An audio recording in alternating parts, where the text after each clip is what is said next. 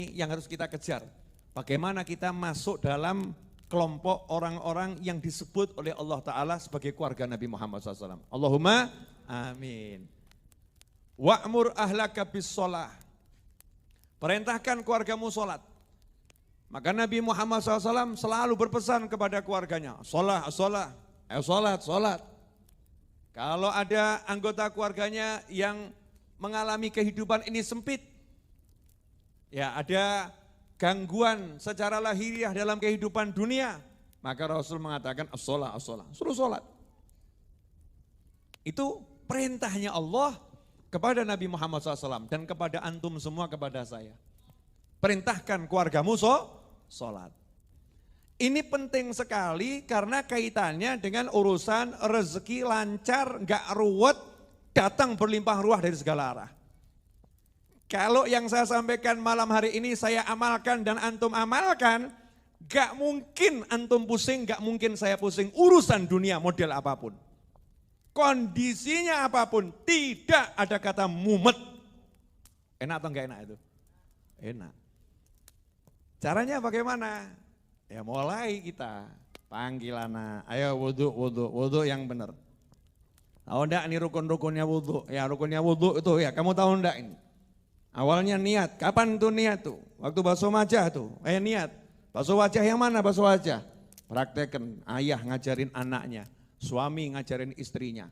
Mulai dari wudhu, dari sholat diperhatikan rukuknya bagaimana, i'tidalnya bagaimana. Diterangkan, ini kalau begini batal, begini enggak batal. Terus diperintahkan sholat. Ayo sholat. Istrinya, malam suaminya bangun tahajud, istrinya dibangunin. Dek, sholat yuk, ayo sholat. Ayo sholat, walaupun nanti akan ada, Masya Allah, amukan dari istri. Amukan dari istri, saudara-saudara, ini pengakuan para suami. Dan sebaliknya ketika istri bangun, perintahkan suami saya sholat, mas sholat, ayo mas bangun sholat. Suaminya mengeluarkan hujatan demi hujatan, ancaman demi ancaman kepada istri yang ngajak sholat. Kan luar biasa ya, istri ngajak ke surga diancam dengan berbagai ancaman yang mengerikan saudara-saudara. Itu terjadi zaman dahulu dan zaman sekarang, karena setannya sama. Betul tak betul? Betul tak betul? Nah, makanya ada lanjutannya, wastobir alaiha, dan bersabarlah dalam mengerjakan sholat tadi. Bersabarlah dalam mengajak sholat, bersabarlah dalam khusyuk untuk sholat, bersabar dalam menerapkan adab-adab sholat. Kenapa? Karena setan sholat itu setan yang paling tinggi pangkatnya, di samping setan perusak rumah tangga. Itu setan sholat. Berbaris-baris menghalangi, jangan sampai orang ini sholat. Kalau udah sholat jangan sampai sholatnya diterima. Kalau ada diterima jangan sampai pahalanya penuh. Terus setan itu berjuang. Makanya kita bukan dikatakan wasbir alaiha, tapi wastobir alaiha, ada tambahan toknya. Sama-sama artinya sabar tapi beda.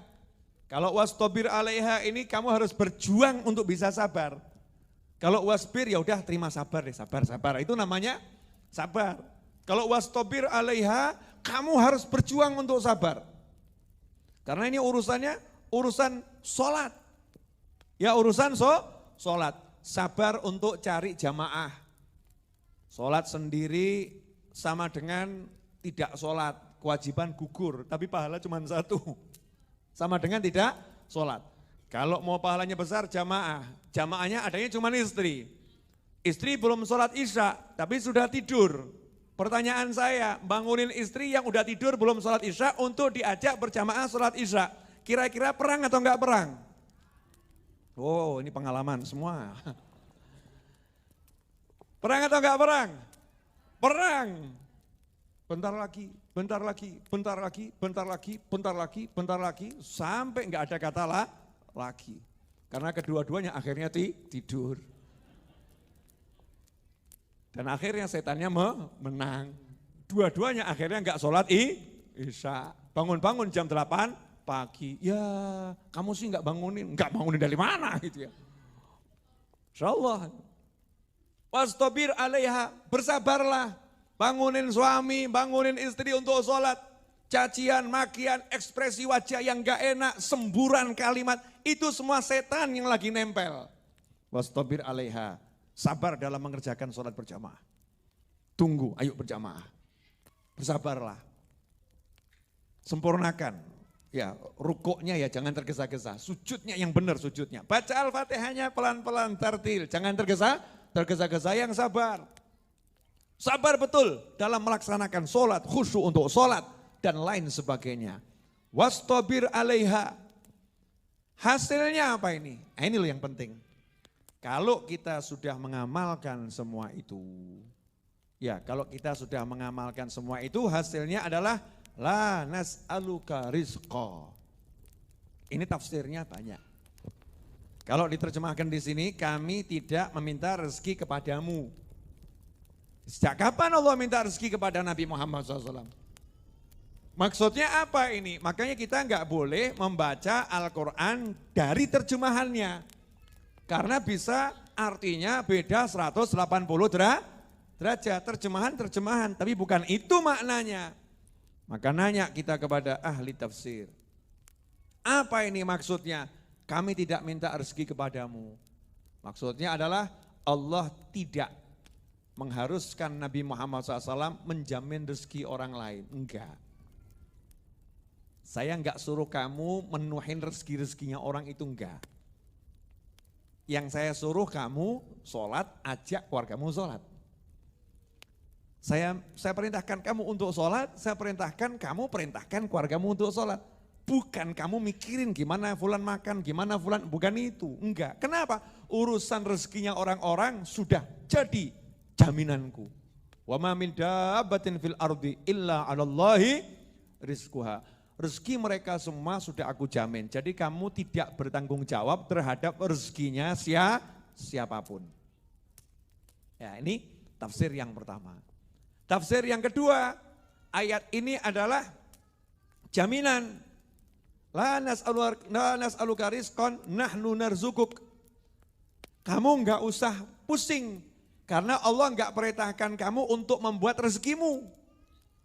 Allah enggak perintahkan kamu untuk menetapkan rezekimu. Allah enggak perintahkan kamu untuk mencari rezekimu, enggak. Yang diperintahkan kamu disuruh sholat dan perintahkan keluargamu sholat. Didik keluargamu sholat. Ajak keluargamu sholat. Itu yang Allah suruh. Kalau betul-betul ini kita yakini, kita jalankan, janjinya Allah Ta'ala, nahnu narzukuk. Kami yang akan selalu memberi kamu rezeki. Nah, ini harus saya ulang-ulang ini. Nahnu narzukuk. Kami, kata Allah, yang akan selalu memberimu rezeki. Kami akan selalu memberimu rezeki. Pertanyaan saya, kalau Allah bilang kami akan selalu memberimu rezeki, berarti yang menerima pernah enggak putus rezeki? Enggak. Kami akan beri rezeki, don't worry about it. Betul Inggrisnya? Ya, ojo odi, ojo ragu, ojo bingung. Ya, jangan resah, jangan gelisah. Urusan rezekimu kami yang akan memberi. Pertanyaan saya, lah kalau Tuhan kita sudah ngomong kami yang akan memberimu rezeki, seharusnya hati kita tentrem atau enggak tentrem? Tentrem atau enggak tentrem? Tenang atau enggak tenang? Nah, kenapa selama ini kok hidup kita enggak tenang? Dan tidak tenangnya gara-gara urusan ngaku. Kenapa selama ini hidup kita tidak tenang dan tidak tenangnya mayoritas urusan duit. Gara-gara duit terjadi banyak keributan antar suami istri, orang tua sama anak, kakak sama adik, tetangga satu dengan tetangga yang lain, kelompok masyarakat satu dengan kelompok masyarakat yang lain. Kenapa? Gara-gara DUIT alias uang. Gara-gara uang, rezeki. Gak tenang hatinya. Kalau hatinya tenang, selesai. Rezekinya gak akan putus. Kalau hatinya gak tenang, rezekinya akan ruwet. Kenapa? Karena tidak tenang. Rezeki berarti tidak percaya kepada yang memberi rezeki. Berarti meragukan yang memberi rezeki. Lah kok Allah diragukan, ya marah Allahnya. Kamu kok gak percaya sama saya, kamu ragu sama saya. Wong saya suruh yang mudah kok, saya mau nanya, ya Allah, ya ahlal akal. Hei orang-orang yang punya akal. Saya ngomong sama diri saya sendiri ya. Hei orang-orang yang punya akal. Apakah sholat itu berat untukmu? 5 menit, 4 menit, 3 menit. Apakah berat untukmu? Dijamin kalau yang 5 menit ini kamu sungguh-sungguh. Kamu buat yang terbaik, dirimu, anakmu, pasangan hidupmu, keluargamu. Kami akan beri engkau rezeki. Gampang tuh ya. Gak usah kakek ruwet kursus cara golek duit akeh. Gak perlu kursus cara kiat sukses jadi orang kaya. Gak perlu kursus metode menjual dengan cepat. Gak perlu kursus pemasaran akhir abad. Gak perlu kursus A sampai Z. Kursus sholat. Ini kok lihat saya gak enak semua, kenapa ini? Karena sudah jarang tuh orang bahas sholat. Betul tak betul? Di khutbah Jumat sering dengar ajakan sholat. Ya, mesti dengar tuh ya muadzin tuh ya. Khotib kan gak akan khutbah sebelum muadzin mengumandangkan adzan. Betul ya? Sebetulnya dengar tapi dari muadzin, dari khotibnya jarang. Karena kadang-kadang khotib mau nyampaikan bab sholat ini jamaahnya kadang ya keterlaluan. Alah, yai, habib, ustad, pelajaran SD kok khutbah Jumat. Khutbah Jumat kok bahas rukun sholat. Itu kan pelajaran SD. Kayaknya kita ini gak bisa sholat. Masya Allah, jamaah kurang ajar ini.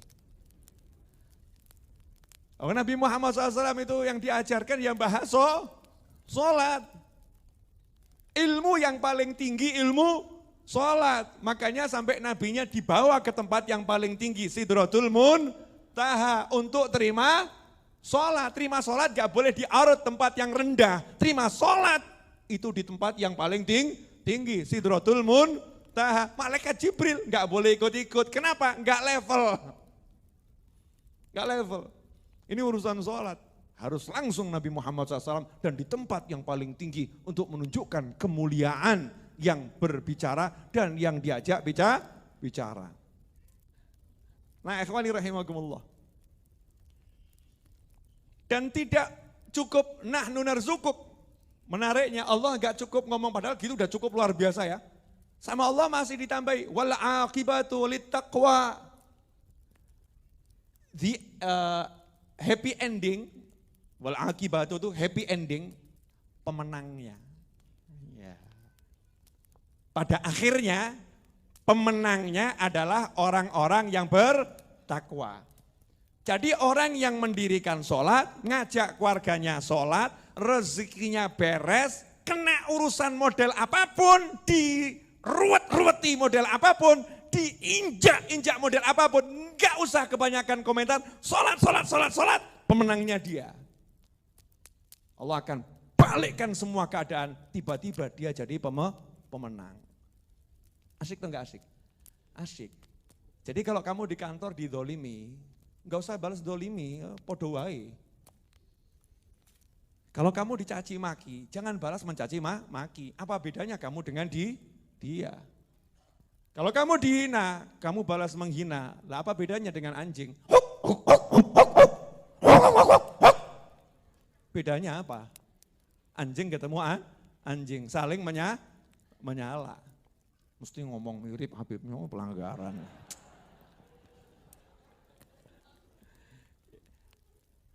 Paham maksud saya enggak ini?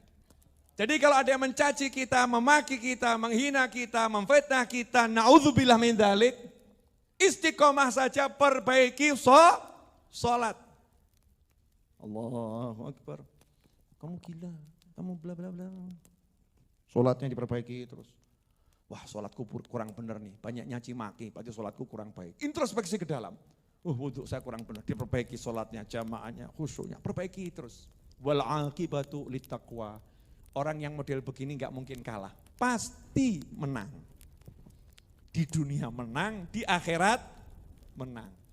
Jadi kalau kamu di kantor dicaci, dimaki, dihina, jangan ngomong ke orang, sombong amat kamu. Ngomong sama diri sendiri, lakon menang keri. Ya Allahu Akbar, Allahu Akbar, asyik. Itu nanti berubah kita. Wal aqibatu littaqwa. Jadi rumus sugih apa? Salat sing apik, selesai. Tapi ojo salat dhewe. Makane gak sugih, salate dhewe. Wa'mur ahlaka bisolah. Ajak keluargamu salat. Saya itu masih ingat paman saya ngomong ke sepupu saya. Jadi paman saya ini dididik sama kakaknya. Kakaknya itu tangan besi kalau urusan sholat. Galaknya luar biasa. Kata paman saya nih, kata paman saya, semoga Allah panjangkan umurnya dalam kesehatan, ketaatan. Karena ini tinggal satu-satunya paman saya, mudah-mudahan panjang umur yang panjang sekali, amin. Fito'ah, fisehah. Itu ngomong ke sepupu saya. Saya ini dulu kalau tidak dididik sama ayahmu, wah enggak genah saya. Ayahmu dulu tuh kalau bangunkan saya sholat subuh, kalau enggak mau, itu ngambil papan dikepruk aku. Dikepruk saya. Ya Allah.